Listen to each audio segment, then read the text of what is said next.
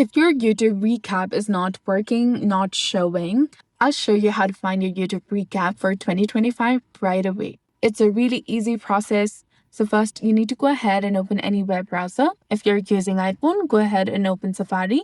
And if you're using Android, open Google Chrome. Search for youtube.com/recap. Hit search. Tap on Open YouTube from the bottom of the screen. Now you should see your YouTube recap in this section. If you don't see it, it might be because it's still being rolled out to different countries.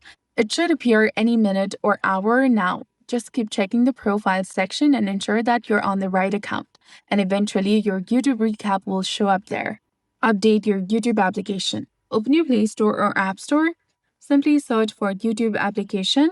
If you see an update button instead of open, go ahead and tap on it in order to update it to its latest version. So that's it for this video. I hope you found this helpful. If you did, please like, share, and subscribe. Thanks for watching.